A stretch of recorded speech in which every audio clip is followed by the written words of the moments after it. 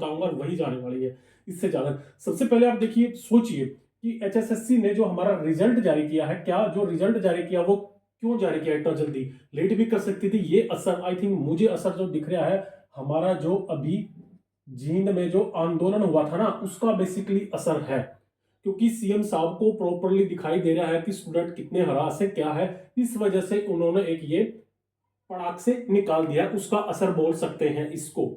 ठीक है, लेकिन इसमें से कई स्टूडेंट है, देखिए मैं आपको दोबारा से रिपीट करता हूं, वीडियो को अच्छे से समझिए, समझिए शुरू से। तो जींद में जो आंदोलन हुआ था, तो इसका क्या हुआ था? इस आंदोलन में 2 पॉइंट बताऊंगा आपको, इसका क्यों असर है। क्योंकि देखिए, अब सीएम साहब ने बोला है कि 31 मार्च तक हम पूरी ज्वाइनिंग करवा देंगे, डी की भी और सी की भी। ये भी बोला है, ये चीजें पहले से बोलते आ रहे हैं। तो जींद आंदोलन का असर क्यों है? पहले भी हमने कई आंदोलन करे हैं। मैं ना तो कोई यूट्यूबर हूं, सच बताऊंगा आपको, ना मुझे व्यू से मतलब, ना सब्सक्राइब से, बिल्कुल मत करिए, लेकिन आप वीडियो को समझिए। अब जो ये आंदोलन किया था, इसकी स्ट्रेंथ जीन के आंदोलन की कम थी। मैं नहीं बोलूंगा बहुत ज्यादा कम गए हुए थे इसमें, 1000 से 1200 थे, बहुत कम थे।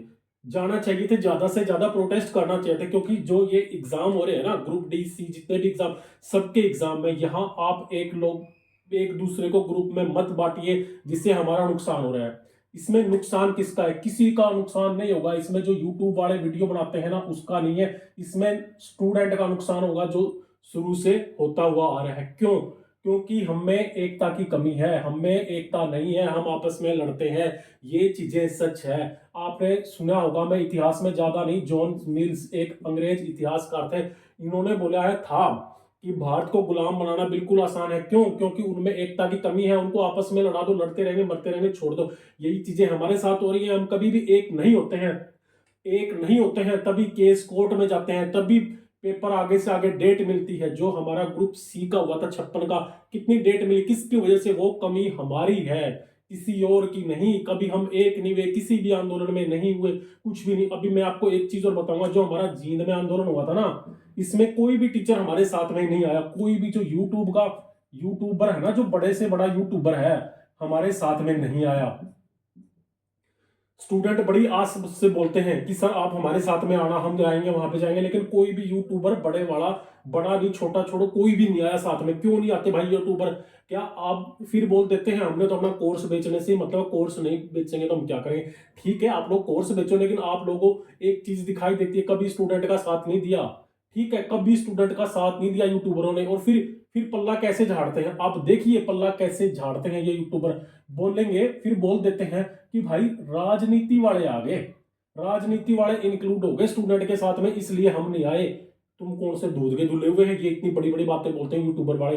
अब मैं आपको बताऊंगा, जो जींद में हमारा आंदोलन हुआ था, इसमें कौन सा राजनीति वाला आया था? जो जींद में आंदोलन हुआ था, कौन राजनीति पार्टी वाला आया था? कोई नहीं था, सिर्फ किसान नेता था रवि आजाद। कोई राजनीतिक के नहीं थे, किसान किसान थे, और किसान के साथ में जवान हम जवान जवान बोले तो हम स्टूडेंट, स्टूडेंट को भी जवान ही बोलते हैं, यंगस्टर बोलते हैं। तो ये चीजें थे इसमें। तो कौन सी बुराई, कौन सा राजनीति वाला था? जो किसान हो गए, हम किसान के ही तो बेटे हैं, या किसी के? तो राजनीति वाला तो कोई भी नहीं था। यूट्यूबर पल्ला झाड़ देते हैं कि कोई राजनीति वाला इंक्लूड होता। भाई तुम जब कहां थे? जब करनाल और ये पंचकूला में प्रोटेस्ट हुआ था, जहां है हमारे क्या है, दीपेंद्र, एक मिनट, जो दीपेंद्र हुड्डा थे ना, जो दीपेंद्र हुड्डा आए हुए थे, तो उसमें बड़े बड़े टीचर आए हुए थे। उस टाइम पे आपने राजनीति नहीं देखी कि आप गाड़ी के ऊपर भी बैठ के फोटो खिंचवा रहे थे, उनके साथ में थे? जब तो सब आ जाते हैं तब राजनीति नहीं दिखी, अब आप राजनीति देखते हो। आई थिंक ये अभी तक बोला नहीं है, लेकिन यूट्यूब वाले बोल देते हैं जो बड़े बड़े, कि भाई नहीं, इसमें तो राजनीति वाले आ गए। जहां तक मुझे दिखाई देता है, देखो मैं आपको क्लियरिटी बोलता हूँ भाई, ये चीजें मैं इसलिए बोल रहा हूँ क्योंकि ये हमें हर जगह दिखाई देती है। बहुत ही जेन्युइन केस है जब इकट्ठा होते हैं हम लोग। अब मैं मेरी बात बताऊंगा, मैंने ग्रुप डी का नहीं दिया, मैंने 56 का एग्जाम दिया है, 57 का भी दिया, 56 57, और ये टैक, ये एग्जाम टैक में मेरा अभी नंबर है। टैक का आया नहीं है मेरा, 21 22 को होगा, या फिर अदर होगा, टैक में भी मेरा नंबर। ये तीनों मैंने एग्जाम दिए। हमारे साथ में कोई भी जो यूट्यूबर होते हैं, इतनी बड़ी बड़ी बातें बोलते हैं, हमारे साथ में क्यों नहीं आते? सबसे मेन पॉइंट है, क्यों नहीं हमारे साथ में आते? किसी भी आंदोलन में पहले दिन बोलते हैं ठीक है आप लोग चलो, हम आएंगे आएंगे। जो 4 5 भाई थे वो सबके पास में गए, यूट्यूब वालों के पास में गए कि आप हमारा साथ दो, साथ दो, हम भर्ती पूरी करवाना चाहते हैं। आप लोग कहाँ आए यूट्यूब वाले? क्या आप लोग वीडियो बनाने के लिए? अब इससे तो स्पष्ट दिखाई देता है कि आप लोग वीडियो बनाने के लिए, आपको कोई मतलब नहीं स्टूडेंट से। आपने अपनी रोटी सेकनी है तवे पे, कुछ भी कर लो आप, कोई मतलब नहीं, कोई नहीं आ भाई हमारे साथ में। फिर बोल देते हैं राजनीति वाले इंक्लूड हो गए। भाई हमारे माँ बाप हैं, किसान हैं या कुछ भी, वो हमारे साथ में खड़े हो गए, तो कौन सा राजनीति वाले? जब जितनी रैलियां हुई है उसमें विपक्षी दल के नेता आए, तुम तो उनके साथ में बड़े फोटो खिंचा रहे थे, चिल्ला रहे थे, गाड़ी पे भी बैठे थे, तब कहाँ चले गए? ये चीजें तो भाई दिखाई नहीं देती है, आते नहीं है। अब बुरा क्यों नहीं लगेगा? अब जो जींद में आंदोलन हुआ था, आप बताओ, अच्छा आंदोलन था जींद वाला, और इसी आंदोलन की वजह से, बोलूंगा मैं वैसे नहीं, इसी आंदोलन की वजह से जो हमारा ग्रुप डी का स्कोर कार्ड जारी हुआ, इसी आंदोलन की वजह से सीएम साहब ने घोषणा करी है कि हम भर्ती 2 महीने में कंप्लीट कर देंगे, नहीं तो नहीं करना था। इसी आंदोलन की वजह से। अब करेंगे नहीं करेंगे वो तो बाद की बात है, अब क्या पता बाद में बोलते कि ये तो मेरा मजाक था, वो तो अलग चीजें हैं, लेकिन कुछ तो असर हुआ इस चीज का। लेकिन कि मैं बिल्कुल स्पष्ट बोलना चाहता हूँ, एक दीपक लाठर आए हुए थे वहां पे, बाकी कोई भी यूट्यूब वाला नहीं आया, हमारा किसी ने साथ नहीं दिया। बड़ी बड़ी बातें बोलते हैं, वीडियो बनाते हैं, इनको कोई मतलब नहीं है, रियलिटी है बिल्कुल ये। तो ये चीज मैंने बोलनी थी भाई, इसलिए मैं बोले कि कोई हमने जो भी करना है अपने दम पे करो, किसी के बहकावे में मत आओ। अब एक चीज बताओ, अगर इतना ही कुछ होता, हमारे जो 11 लाख उम्मीदवार ने फॉर्म अप्लाई किए थे, किसी भी यूट्यूब पे चले जाओ, 10 से 20 हजार ही व्यू आते हैं, इतने ही देखते हैं उन पे वीडियो, ज्यादा क्यों नहीं देखते? 11 लाख जब स्टूडेंट है तो 11 लाख देखते, तो कम से कम 2-4 लाख तो व्यू आने थे, नहीं आते, सारी झूठ बोलते हैं, कोई कुछ नहीं। कोई आपको बोलेगा कि 3 लाख का सर्वे कर दिया मैंने, या 5 लाख का सर्वे कर दिया, और फिर मैंने कट ऑफ डाल दिया और तोहफा दे दिया। भाई तेरी वीडियो पे व्यू तो आ रहे हैं 5 हजार, तो तुमने 3 लाख का सर्वे कहां से कर दिया? तुम 3 लाख बच्चों के पास कैसे चले गए? देखते तो 5 हजार बच्चे हैं आपकी वीडियो, और 3 लाख। आपको नहीं लगता कि पूरा फेक है, झूठ है ये? कौन देखता? आपको लगता नहीं? आप खुद सोचिए, आपको लगता नहीं कि पूरा झूठ है? बेकार, मतलब बकवास झाड़ने से मतलब है, पूरी चीजें कुछ नहीं पता। अभी हम आ जाते हैं अपने टॉपिक की तरफ में। अब मैं बात करूंगा कि जो हमारा स्कोर कार्ड जारी हुआ है, फाइनल कट ऑफ, देन मैं डीवी का नहीं बताऊंगा, फाइनल ही कट ऑफ बताऊंगा आपको। ये देखिए, ये हमारी शिफ्ट थी 4, ये मैंने पिछली वीडियो में भी आप लोगों को बताया है। ये हमारी 21 की थी मॉर्निंग, इवनिंग, और ये फिर 22 की आ गई ना, 22 की आ गई, ये मॉर्निंग और ये इवनिंग। तो ये हमारा एग्जाम हुआ था। अब आप लोगों को कई चीजें समझ में नहीं आ रही होगी कि सर हमारे नंबर कट गए हैं 5 से 6, इससे ज्यादा कम नहीं हुआ भाई, 5 ही 6 हुए हैं, 7 8 10 मत बोलो। तो ये क्यों हो गए हमारा कम? ये मैंने पिछली वीडियो में बिल्कुल डिटेल से समझा था, एक बार और दोबारा से बता देता हूँ। ये हमारे एग्जाम हुए थे इस तरीके से। इसमें आगे आपके 70 नंबर, 71 आ गए, 74 आ गए, देन 77 नंबर आ गए। ये हमारे शिफ्ट के हिसाब से नंबर आ गए कैलकुलेशन करके। फिर आप सोचते हो कि नॉर्मलाइजेशन किस बेस पे हुआ है हमारा? भाई इन ये जो शिफ्ट हुई है ना, सबका परसेंटेज निकाला जाता है यार, 100% से निकाला जाता है कि इसमें कितने स्टूडेंट ने तो एग्जाम दिया, परसेंटेज निकाला जाएगा उसका, ठीक है।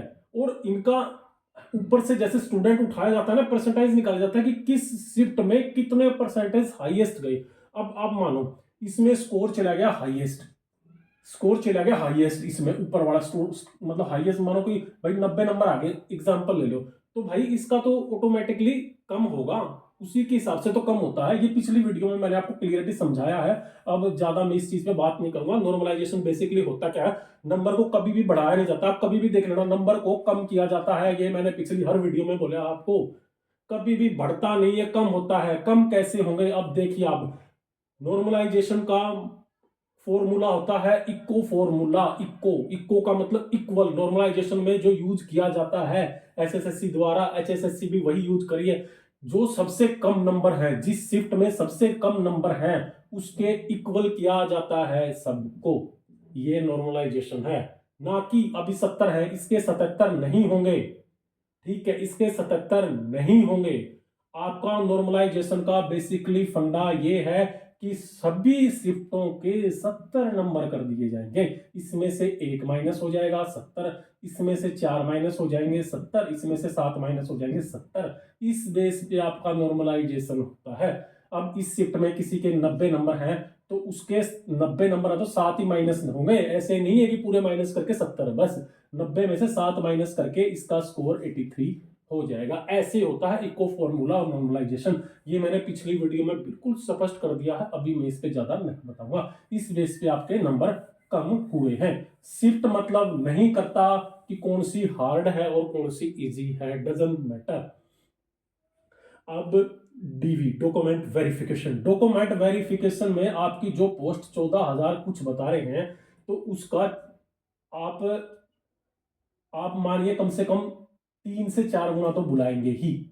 42,000 3 गुना तो बुलाएंगे ही उसका, आई थिंक, जहां तक मुझे लगता। अब आप 10,000 बोलो, 5 बोलो, 20 बोलो, इतना नहीं भाई, 3,000 तो बुलाएंगे ही। मतलब 3 गुना तो आपको बुलाएंगे, कम से कम 40 से 45,000 स्टूडेंट जाएंगे आपके डॉक्यूमेंट वेरिफिकेशन में, इजीली जाएंगे। चाहे आप कितना ही बोलो, आप ये भी बोल सकते हो कि मतलब -1 या +1, तो ये नहीं, इतने तो आपके स्टूडेंट जाएंगे, जा सकते हैं 50,000 भी।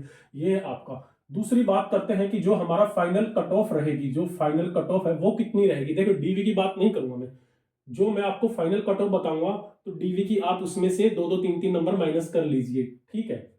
अब फाइनल जो कट ऑफ रहने वाली है जनरल की, तो वो रहेगी हमारी, देखिए 67 से 68 नंबर जिसके भी बढ़ रहे हैं। यूट्यूब पे बड़े बड़े यूट्यूबर हैं जो बड़े बड़े टॉप के हैं, मैं नाम नहीं लूंगा, उन्होंने 75 कट ऑफ बोली है, पहले भी बोली थी, अब शायद डाउन आ गए होंगे सबने, और आज भी कुछ बोली है। लेकिन अकॉर्डिंग टू मी इतनी कट ऑफ नहीं जाने वाली। मैं अपनी हर वीडियो में इतनी, मैंने पहले अपने वीडियो में 69 बोला था कट ऑफ, लेकिन अभी अभी जैसे कि ये बोल रहे हैं कि सी की हम भर्ती पहले कर देंगे तो कट ऑफ कम रहेगी आपकी, दैट्स इट। अब ईडब्ल्यूएस की ईडब्ल्यूएट की 66 से 67 कट ऑफ रहेगी।